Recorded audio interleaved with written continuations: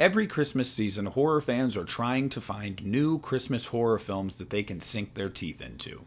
There's one that came out about 2 decades ago that does not get enough love, and I decided it was time to dedicate a video to that movie. We stopped at a light and saw him walking in that field behind the Lost River Drive-In.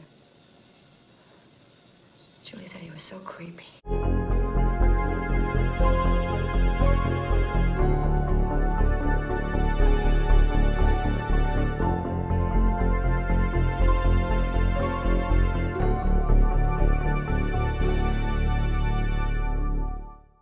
Hey, what is up everybody? Nick here, and today I want to talk to you guys about probably one of the best Christmas horror films in existence that nobody talks enough about. And that movie is P2. And you guys are probably looking at this and going, a DVD in 2025? What kind of sorcery is this? Don't worry, we'll get there as to why I have to show you a freaking DVD instead of a Blu-ray, let alone a 4K. So the year is 2007, and a little movie called P2 is released into theaters. And it doesn't make any waves. Nobody talks about it, it doesn't really make any money. And a week or two after it was released, it might as well not exist anymore. In 2008, I was watching HBO, and I stumbled upon a movie called P2 that said it was a horror thriller, so I clicked on it and watched it. To my surprise, it was a Christmas film. To my bigger surprise, it was a Christmas horror film. And to my biggest surprise, it was honestly fantastic. From the moment I watched it that first time on cable, I knew I had to own this movie. Fast forward to 2025, and it is a film I watch every December without fail. I do not miss my yearly P2 watch at Christmas time. Before I get into why I love the film, what is P2 about? What kind of title is P2? Well, therein lies the first problem, honestly. The title of the film. Nobody knew what it was about, and they didn't know it was a Christmas horror film. So definitely could have used a better title there. So P2 tells the story of an ambitious employee, played by Rachel Nichols, who is the last employee in the building on Christmas Eve, because she's a workaholic. She's planning to go to her sister's house for Christmas to celebrate it with her nieces and nephews, and have a whole family affair. But she gets locked in the building. And there's no way out. Lucky for her, though, there is a friendly security guard still there. But quickly we find out things are not what they seem, and he's not there to help her. And she has to try to survive the night and find a way to get out of this parking garage so she can make it to see Christmas morning. And that's the basic plot of P2, without really getting into much detail there. Now, first and foremost, one of the things I love about P2 is the cast.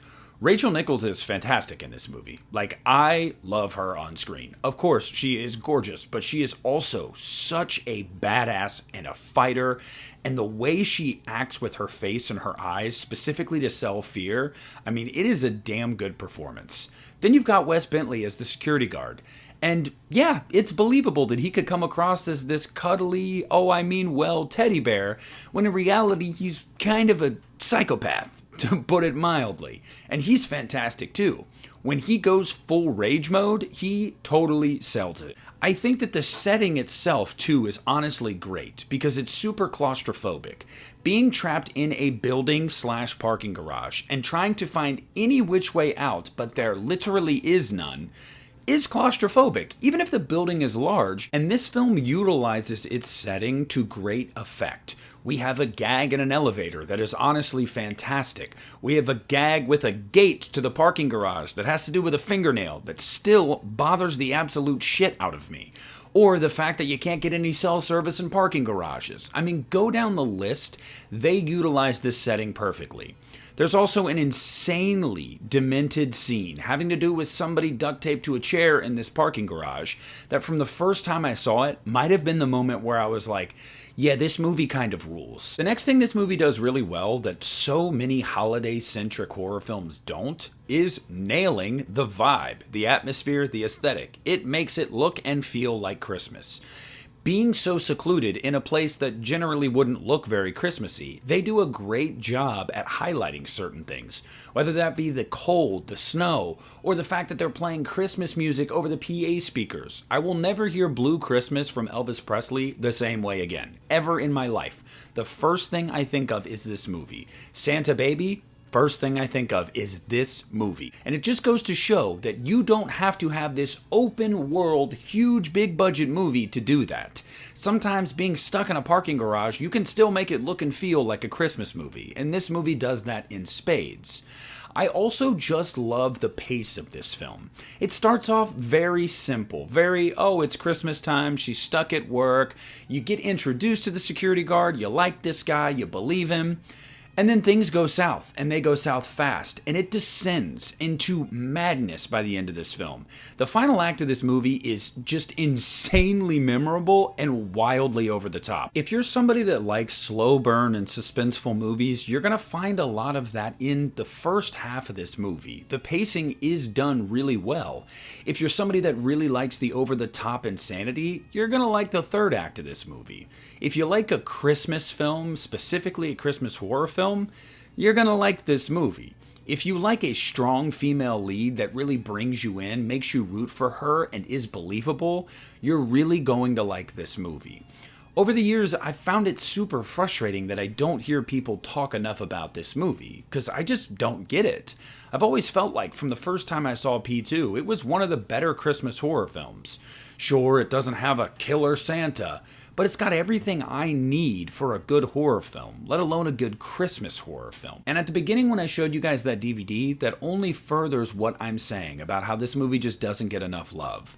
We don't have a Blu-ray or a 4K release of this film in the United States. Now I know there's been a foreign release, and I have thought about pulling the trigger on it a few times, but I still haven't. But the fact that we don't almost 20 years later is just wild to me. But it's because nobody really talks about this movie. And I don't get it.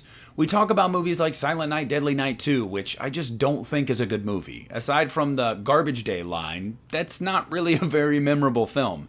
But it's gotten a special edition release, and a lot of people have a lot of love for that movie. What about P2? So let this video serve as me trying to show you guys the light, trying to introduce you to a film that maybe you've heard of, but you've never watched, or you've never even heard of.